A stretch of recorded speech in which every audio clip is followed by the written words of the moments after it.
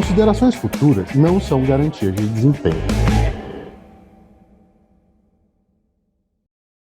Bem-vindos em mais um episódio do Mercado S.A. E hoje o tema que a gente trouxe é um tema muito especial e que tem pouca gente falando, que é a rotina do RI nas companhias não listadas. A gente trouxe para debater com a gente, bater um papo super descontraído, a Adriana Albanese, que ela é Head de RI da Aegea Saneamento e está há mais de 5 anos nessa posição. Além disso, tem 17 anos de experiência como RI e áreas correlatas do setor financeiro. Eu trago aqui a Adriana para bater um papo e apresentar um pouco melhor esse mundo, que para muitos RIs é um pouco obscuro. Obrigada, Rafael, obrigada aí pelo convite da TEM para bater esse papo. Espero aqui contribuir e mostrar para vocês esse mundo do RI nas empresas que não são listadas, que não é um mundo pequeno e não é um mundo restrito. Falo com experiência de quem já trabalhou em empresa listada também no passado, comecei minha carreira em RI, você acabou denunciando minha idade aí, falando que eu tenho 17 anos de experiência, mas é verdade. Comecei lá em 2005 no RI do Grupo Ultra, que era uma empresa já listada, com dupla listagem, inclusive, e depois disso eu tive experiência, como você bem mencionou, na área financeira, em áreas correlatas ao RI, e voltei definitivamente para o RI em 2012, que é onde eu estou até hoje, também com passagens tanto em empresa listada quanto não listada. Então, mais uma vez, obrigada aí pelo convite. O bom filho a casa torna, né? É isso. Eu queria muito tempo, fiquei muito tempo fora e ficava tentando achar uma oportunidade para voltar. E aí, quando eu consegui, finalmente foi em 2012. E para quem não tem noção, né? Apesar de ser uma companhia não listada, né? A Aegea é líder no mercado de saneamento do setor privado, segunda maior empresa de saneamento do Brasil. Então, não precisa ser uma empresa listada para você ter relevância nacional. Isso que é muito interessante. E a primeira pergunta que eu queria fazer para você endereçar é: qual é a rotina de um profissional de RI de uma empresa não listada? Como é que é esse dia a dia? Tá. Bacana, acho que assim, tem dois tipos de empresa não listada, né? Tem a empresa que é não listada, que é de capital fechado, que não tem registro em CVM, que eu já trabalhei em empresa assim. Quando eu trabalhei na Odebrecht, eu fui RI da Odebrecht Agroindustrial, que era uma empresa que não tinha registro, nem como categoria B na CVM, e tem uma rotina de uma empresa como a Aegea, que é registrada na CVM, categoria B, e por conta disso, a gente tem as obrigações relacionadas a essa listagem, né? Entre elas uma divulgação de resultados e etc. Então, hoje, basicamente, falando da minha rotina hoje, né? Ela é uma rotina muito parecida com uma empresa listada. Eu tenho todo trimestre uma divulgação de resultados para fazer, e a gente faz uma coisa que nem é a nossa obrigação, mas a gente faz call de resultados, então eu tenho elaboração de release, elaboração de apresentação, conference call, então toda essa parte de divulgação, essa rotina pesada trimestral, tem o formulário de referência. Aqui na EGE a gente faz o relatório anual, que também é um trabalho que envolve diversas áreas e que dura muito tempo. Tem o atendimento, né? No caso da Aegea, essa listagem, ela está muito, essa listagem na CVM, esse registro, categoria B, ele está muito atrelado ao fato da gente acessar o mercado de capitais, emitir debêntures, né? Já tem uma série de debêntures emitidas a mercado, e o registro, ele não é só da Aegea, ele é de outras subsidiárias. Então, hoje, a gente faz, cada trimestre, são 8 releases, 8 formulários de referência, que são todas essas empresas dentro do nosso universo que são listadas. E fora isso, o atendimento no nosso caso, não é um investidor, né, bom, até pode ser, né, é o debenturista, né, É o credor, né? O credor, que é o debenturista e o bondholder. Então, esse público acessa muito a gente. Fora isso, a Aegea, ela está num setor que é um setor que é de infra, que tem um apelo muito grande, que tem uma perspectiva de crescimento, a própria companhia ela cresce, uma taxa de 30% ao ano, quando a gente olha para a EBITDA, etc. Então, a gente tem sido bastante convidado para conferências, tá? Só para você ter uma ideia, esse ano a gente participou de 12 conferências, dentre elas conferências específicas para as empresas não listadas, para conversar com o pessoal de equity, ter esse contato, começar a ensaiar, principalmente para as empresas que pretendem fazer IPO, por exemplo, então acaba sendo um treino, né, e um primeiro contato com o mercado, mas a gente tem conferências também, que são conferências para empresas listadas, que a gente acaba participando para falar do setor de saneamento como um todo. Não, muito legal. E até uma dica para vocês, eu acho que seria interessante se participar, não sei se participaram, do encontro anual do IBRE, que rolou em São Paulo, onde todos os RIs se conectam, trocam ideia, batem papo. Foi muito interessante, eu fui esse ano. E aí você falou um ponto muito interessante, Adriana, que vocês não são obrigados a fazer divulgação de resultado, até porque vocês não estão ali no novo mercado, né, o segmento obrigatório, só que vocês realizam, né, a conferência de resultado. Aí eu queria entender assim, o porquê. Porque tem muita empresa que é listada no segmento tradicional, por exemplo, ou N1, N2, que não realiza. E por que vocês realizam? Quando eu entrei na EGE, há 5 anos, a primeira reação que eu tive, quando eu vi assim, a estrutura, óbvio que depois que eu entrei, a gente mudou o site de RI, as coisas evoluíram, né? 5 anos é bastante tempo. Mas a primeira reação que eu tive foi, nossa, essa empresa ela já trabalha como uma empresa listada. E nas conversas, e depois que eu entrei aqui na companhia, o que a gente entende, né, como empresa, é que adotar as melhores práticas de governança corporativa é um importante diferencial, né, uma importante questão, uma prática que traz, que agrega valor para a companhia, na medida em que você amplia a transparência, amplia a credibilidade. Então, você acaba, quando a gente faz uma emissão, e aí eu mencionei, a EGE é um emissor frequente. O debenturista ele vai no nosso site de RI, ele consegue acessar facilmente a informação, a gente tem todas as apresentações lá, ele participa do nosso call de resultados, ele tem a oportunidade de perguntar diretamente para o nosso CEO e para o nosso CFO, ouvir perguntas também do público que é interessado. Então, adotar as melhores práticas, isso já vem inerente ao nascimento da companhia. A EGE nasceu em 2010, e desde essa época, um dos pilares aqui de atuação, fora a disciplina financeira, foi a questão de adotar as melhores práticas de governança corporativa. Então, o call de resultados, a gente faz inclusive em inglês, sem tradução simultânea, porque a gente tem o bondholder, né? Nós já emitimos um bond, o nosso primeiro bond foi emitido em 2017, o segundo agora em 2022, um SLB. Então, a gente entende que se aproximar do público de interesse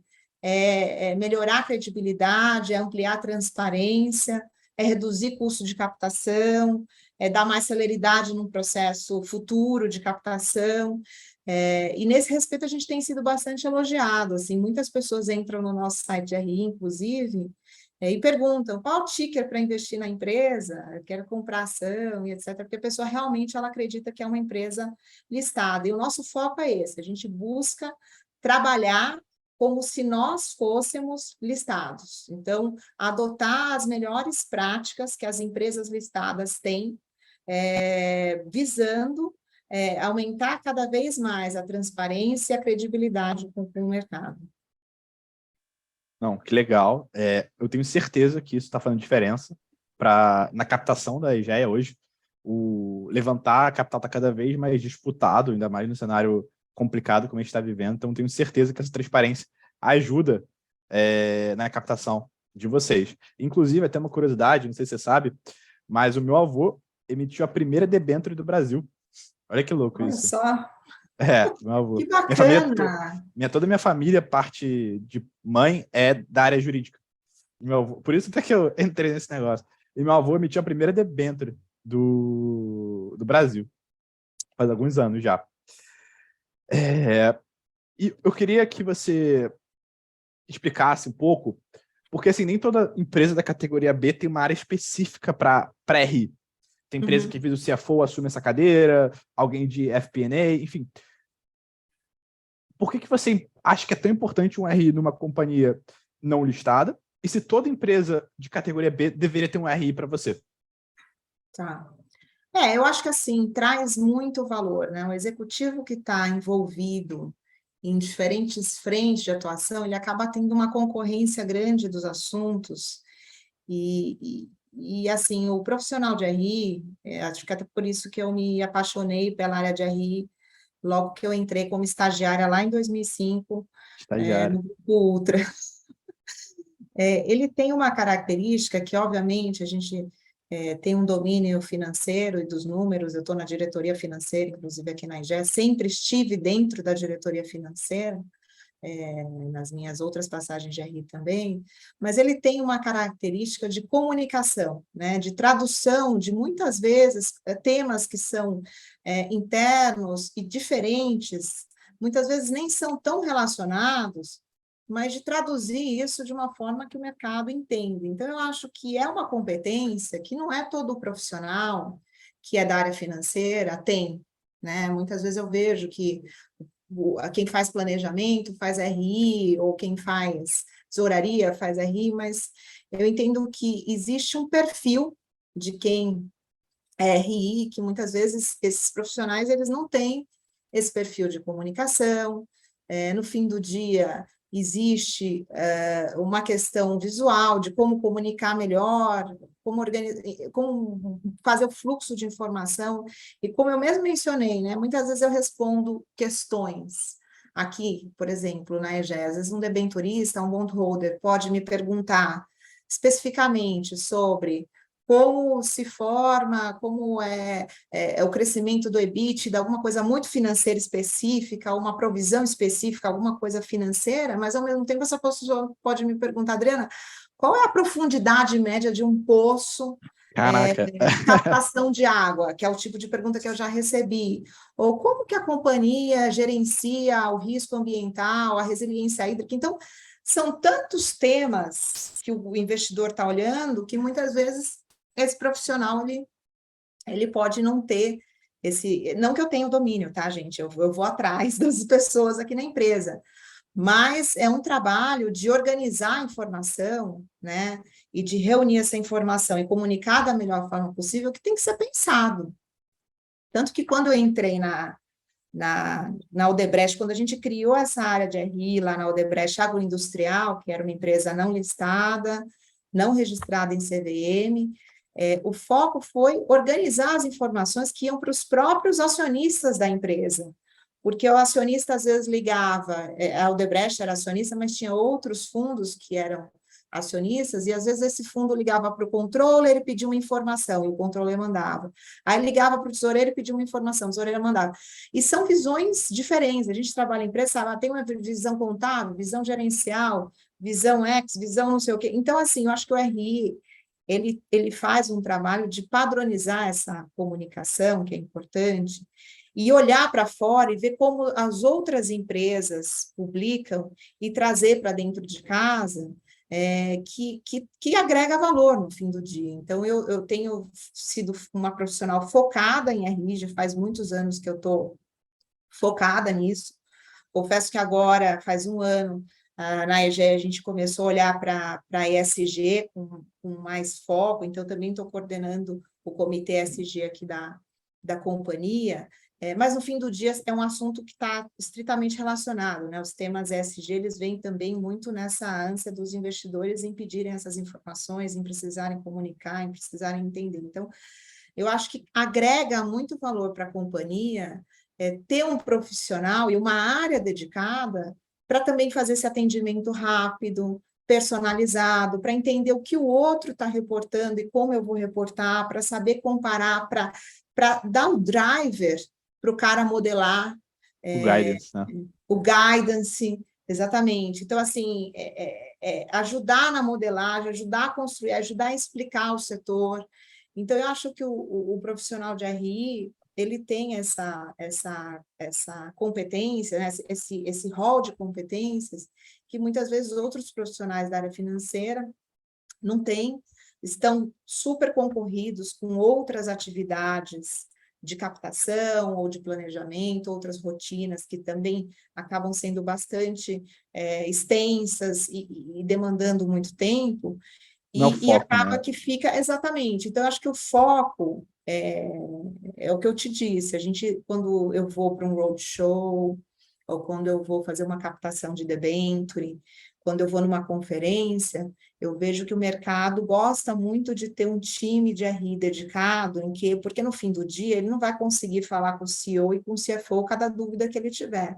Então, ter um canal direto com alguém dentro da empresa que vai fazer essas pontes, que vai traduzir a mensagem, a estratégia, o que é importante, o que é valor para ele, acaba que faz com que o cara também diminua o tempo dele, né, alocado, e o tempo é escasso, quer dizer, o cara está olhando para 200 empresas ao mesmo tempo, tendo que tomar decisão de alocação de capital. Então, quanto mais informação ele tiver fácil ali, né, na mão dele, de uma forma estruturada e organizada, E o site é significa. lindo, né? O site de vocês é muito bom, assim, muito bom.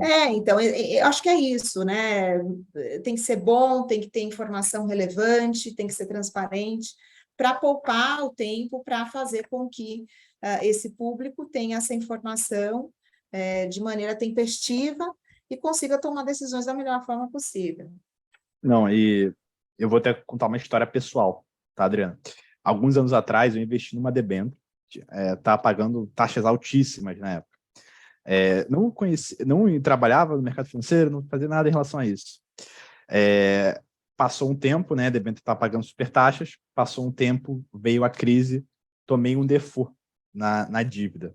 A empresa é aquela rodovia Tietê, não sei se você chegou a conhecer. Já ouvi falar. Muita gente entrou nessa. Então, depois dessa experiência que eu tive, eu tomei uma proporção que eu não invisto mais em debênture de empresas que não são listadas, né? Ou empresas que não são listadas, mas têm algum tipo de transparência, né? Tem algum tipo de relacionamento.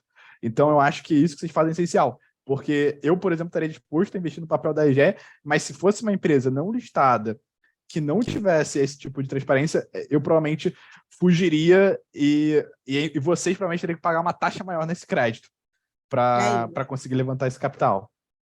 Exatamente. Eu acho que no fim do dia agrega muito valor para a empresa. E a gente sente isso, a gente percebe cada vez que a gente vai ao mercado fazer uma nova emissão, cada vez que a gente conversa com o investidor, a gente ouve excelentes feedbacks de ter uma área de RI dedicada, disponível, focada, que atenda com tempestividade, etc., isso traz bastante valor. E aqui no caso da EGEA, especificamente, né, eu te falei, né, são muitas empresas que têm registro em CVM, então a gente tem um universo, o trabalho do RI aqui, ele é muito intenso. São 8 formulários de referência, todos esses releases que eu fiz, esse ano a gente já fez 28 releases, né? Então, não são 4 releases, são 28. Então, tudo é muita coisa. Eu tenho que falar de Guariroba, tenho que falar de Prolagos, tenho que falar de Águas do Rio. Então, como tem essa gama de empresas com registro, quer dizer, e a gente registrou justamente para poder acessar o mercado e esse capital, é uma rotina bastante pesada, uma rotina que tem sido bastante demandante. Não é à toa que a gente cresceu o nosso time, e vem crescendo, né, o nosso time de RI, para conseguir dar conta de todas essas demandas. Fora isso, aqui na EGEA, eu também cuido da parte de ratings, então, o relacionamento com a agência de rating, interface, obviamente que a gente aciona todos os times, mas aqui a gente tem as 3 agências de rating de crédito. Só esse ano a gente fez 7 ratings corporativos, rating de ESG também é coordenado pelo time de RI, relatório anual, como eu mencionei, quando tem uma emissão sustentável, framework de ESPO, isso também quem cuida é a área de RI, fora os roadshows, as conferências, os calls, etc. Vocês conseguem dormir, se alimentar ou não ainda? Porque é muita coisa, né? Mais 8 empresas listadas. É bastante coisa, bastante coisa. A gente tem Tem sido bastante desafiador conseguir fazer isso no tempo que a gente tem, mas a gente tem conseguido, sim. Eu tenho 2 filhos, né, pequenos. Olha só. O Tenho que dá mais conseguir. trabalho, a empresa ou os filhotes? Eu acho que os filhos. Que a hora que eu Boa. chego em casa eu já estou acabada, aí eu tenho que jogar bola, brincar de boneca, etc. Entendi. Agora, a próxima pergunta que eu tenho, que você já até citou esse assunto, é que vocês têm um foco bem grande hoje na área de RI em relação a ESG. E eu queria entender como esse foco, esse estudo está focado nesse tema, está beneficiando ou sendo um diferencial competitivo nas suas emissões de dívida hoje ou nos seus programas de relacionamento com o mercado como um todo. Uhum. Tá, bacana. A Aegea, ela tem a gente, executando os investimentos em saneamento, a companhia ela já traz um benefício que é muito evidente para o meio ambiente e para a sociedade em geral, né? Então, ao investir em saneamento, ao ampliar a rede de cobertura, ao coletar e tratar esgoto, corpos hídricos, mananciais, rios, lagos, lagoas são despoluídos. Então, o grande problema da poluição no Brasil é 50% da população não tem acesso a coleta e tratamento de esgoto. Para onde que vai esse esgoto? Esse esgoto vai para os rios, para os lagos, para as lagoas. Então, tem uma questão de despoluição muito direta, atrelada, e tem uma questão do benefício social. Então, você amplia a renda, valorização imobiliária, redução de doenças, redução de gastos públicos. Infelizmente, a falta de saneamento, ela causa uma série de doenças que podem levar à morte, que aumentam o absenteísmo escolar, que reduzem a produtividade, né, do trabalhador. Então, quando a criança está com uma doença de veiculação hídrica transmitida pela água ou pelo esgoto, a mãe não pode trabalhar, a mãe perde o emprego, o pai... Então, isso, assim, os prejuízos da falta de saneamento são enormes e os benefícios são enormes. Então, assim, quando a gente olha para o nosso core business, ao investir em saneamento, a gente automaticamente já impacta, né? Automaticamente não, já impacta o meio ambiente e a sociedade de forma bastante positiva. O que a gente tem feito aqui na EGEA, a gente tem tentado ir além, né, do básico, além das nossas metas contratuais. Então, a companhia ela tem uma estratégia de sustentabilidade bem definida, e a gente já atua nesses pilares ESG muito antes de se transformar nessas 3 letras, né? A questão da Antes de ser modinha. sustentabilidade. A questão da sustentabilidade ela está atrelada à própria estratégia de negócio da companhia. Então, o que a gente tem feito, e a gente fez esse ano, né, é acessar o mercado. A gente entende que existe uma demanda de crédito específica para... Já existia, né, muito dos bancos de fomento, agências multilaterais, mas isso tem crescido no mundo, tanto de equities quanto de renda fixa. Então, esse ano nós fizemos, por exemplo, 2 emissões, uma emissão fora, que foi o nosso bond, que foi um bond SLB, um Sustainability Linked Bond, que tem esse selo de uma second party opinion e que é vinculado à meta de sustentabilidade. E essas metas, elas vão além das nossas metas obrigatórias de contrato. Então, o que a gente definiu de meta no SLB foi redução no consumo de energia e aumento da diversidade em cargos de liderança. E a gente tem feito debêntures de infra com selo sustentável aqui no Brasil. Então, a gente fez uma emissão em Teresina, em Águas de Teresina, que tem esse selo sustentável, que também passou por uma avaliação de uma certificadora. Então, a gente teve que comprovar que o use of proceeds dessa emissão iria trazer benefícios tanto ambientais quanto sociais. Então, assim, existe uma demanda.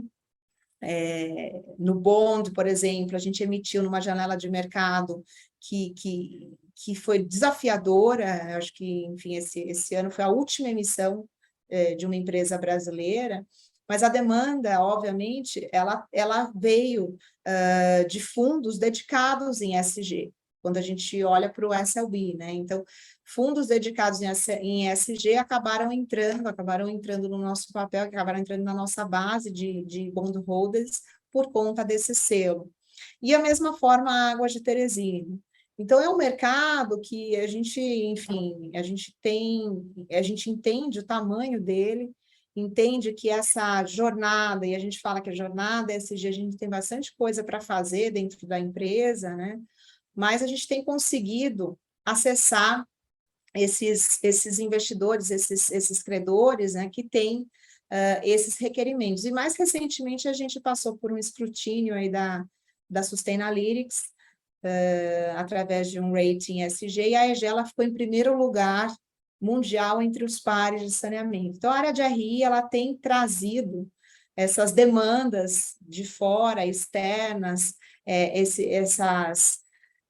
esses ratings, essas coisas que os investidores olham, a gente acaba trazendo isso para dentro, e tem sido um trabalho interessante, porque isso faz com que a gente olhe, inclusive, para o futuro, né? Onde a gente quer chegar, o que a gente precisa fazer, o que o mercado espera de nós. Então, tem sido bom a gente estar nessa ponta, que é o Comitê ESG, para trazer para a companhia esses inputs de quem está de fora e trazer e levar para quem está de fora, né, um pouquinho do que é a companhia, do que é o setor de saneamento no Brasil, porque muitas vezes eu vou explicar para um bondholder que mora em Boston, ou em Manhattan, ou em Londres, que 50% do país não tem coleta e tratamento de esgoto, eles ficam chocados, né? Eles falam, poxa vida, mas como assim, né? Então, eu acho que é um mercado, essas emissões atreladas à questão ESG, é um mercado que existe, que é dado, e do ponto de vista da empresa, a gente entende que está atrelado também à nossa estratégia, né? Então, o que a gente tem feito é levado pontos que estão dentro da nossa estratégia, nosso posicionamento, se comprometido com metas ou mostrado benefícios do saneamento para obter esses selos e acessar esse mercado. Não, super legal, faz total sentido, né? O termo de Green Bonds está super em alta agora. Eu recentemente estava no congresso do IBGC, que teve semana passada em São Paulo, até porque a gente vai lançar um portal de governança aqui na TEM, junto com a Assembleia, e um tema muito discutido no evento foi sobre ESG. Diversas palestras sobre o tema, foi, assim, realmente muito elucidativo para mim. E agora, para finalizar, a última pergunta que a gente tem, não vale fugir, tá? A pergunta é controversa. Vamos lá. Qual é, na prática, a diferença de um RI da empresa listada para a empresa não listada, e mais sobre pontos positivos e negativos?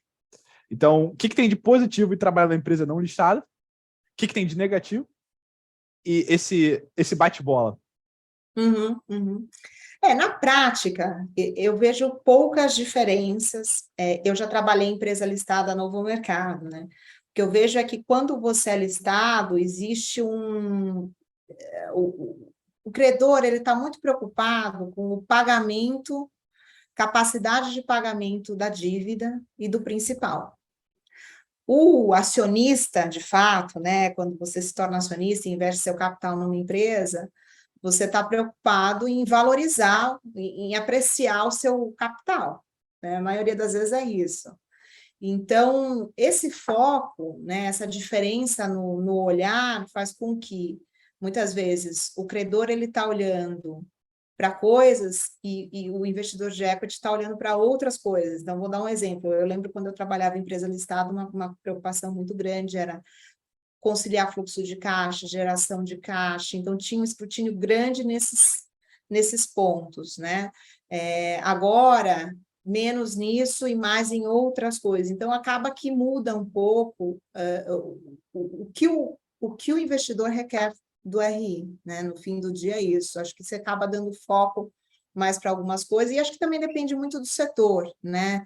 Eu trabalhei em setor sucroalcooleiro, que era um setor que era diferente do setor, por exemplo, de infraestrutura, de concessão, etc. Então, acho que também tem essas diferenças. Mas, assim, hoje, na prática, eu vejo muito pouca diferença entre o meu dia a dia, a minha dinâmica de trabalho com o meu time, com relação a uma empresa listada.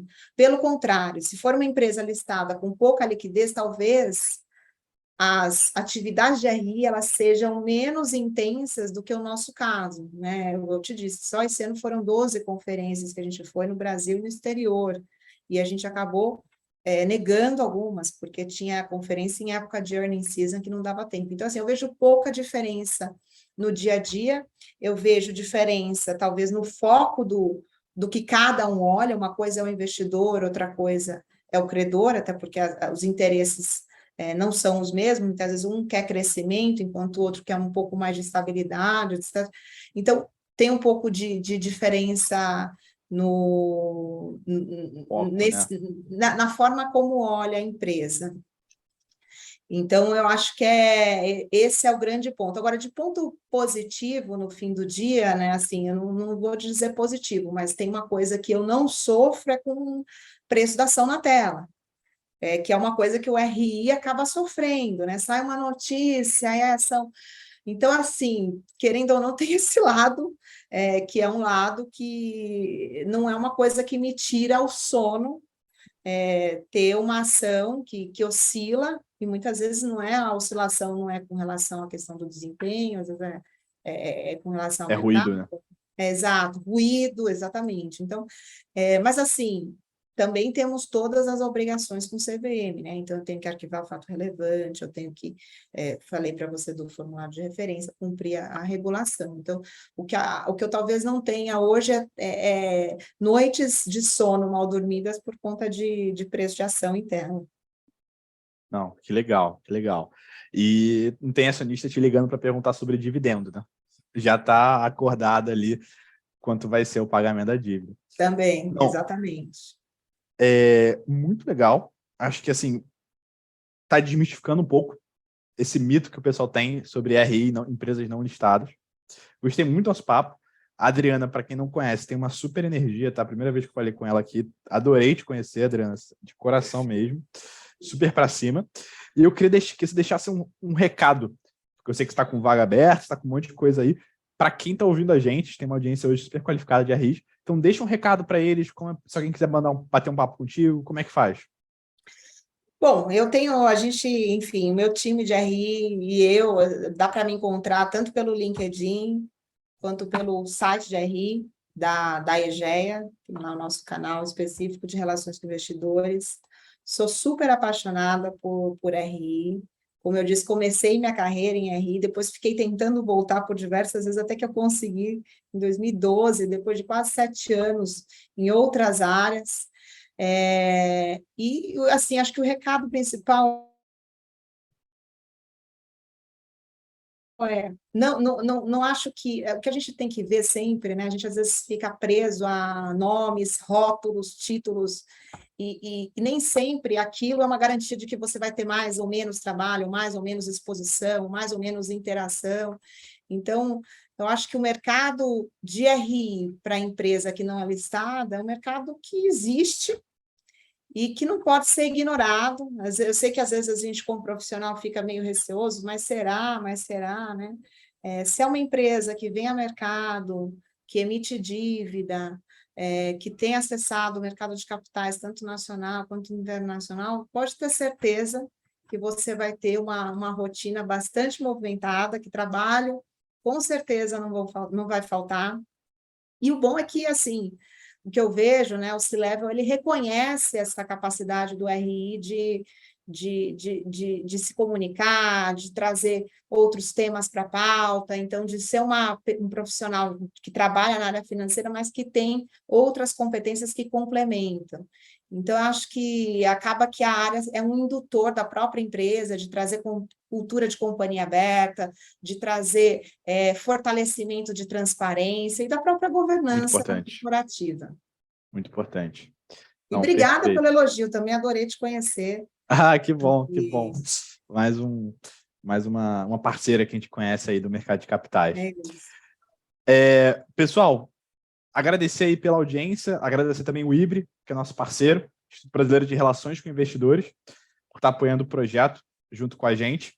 E a gente fica para a próxima. Tem mais episódios saindo. Grande abraço. Obrigada. Tchau, tchau.